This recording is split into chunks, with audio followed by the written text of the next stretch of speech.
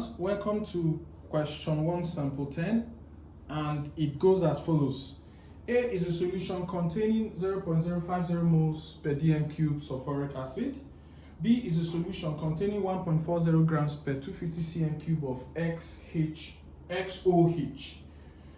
Put A into the burette and titrate it against 20.0 cm cube or 25.0 cm cube portions of B using methyl orange as indicator. Repeat the titration to obtain consistent titer values. Tabulate your results and calculate the average volume of A used. They gave equation for the reaction and all of that. Alright, so here for the question B part of it, we'll visit it when we need it. So here we'll be using our VA, volume of A, used as 11.90 cubic centimeters. So the B sub number 1 part, what do they ask us to do? They ask us to get concentration of B in moles per dm cube. This time around, cover can be used at first glance because we have CA already. So CAVA over CBVB equals NA over NB.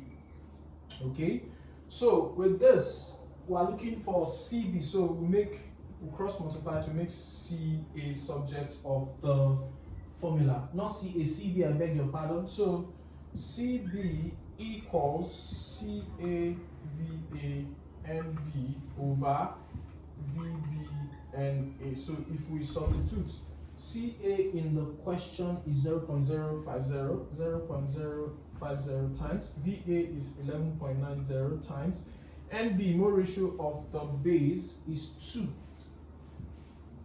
divided by VB 25 times NA, which is 1. So this one must be written as I've been warning previously. If you don't put it, you don't get the score for this substitution. So if we work this out, we'll be getting 0.0476 moles per dm cube. So this is the concentration of B in moles per dm cube. Alright, the second sub number here says we should get the molar mass of XOH. Okay, that will stand. Our popular molarity formula would suffice here by making molar mass subject of the formula. So molar mass of B, which is XOH, equals concentration of B in grams per dm cube over concentration of B in moles per dm cube. This formula is got by making molar mass the subject from the original molarity formula. So, but concentration of B in grams per dm cube, was it given? It wasn't given, but they gave us clue to read. So, let's get concentration of B in grams per dm cube first. Concentration of B in grams per dm cube is equal to the mass, which is 1.40, divided by the volume 250, but we must convert it to dm cube, 1000. So this would be equals 1.40 times 1000, all divided by 250. So if we do the math here, it will be giving us 5.60. So 5.60 grams per dm cube. So that is the concentration of B in grams per dm cube. Therefore, molar mass of B XOH equals 5.60 divided by 0.0476. So if we work this out, it will be giving us 117.6, which is approximately 118 grams per mole. So that is the molar mass of XOH. Then after that, the next question in B is relative atomic mass of X. That one is simple. I'll be rubbing off the side.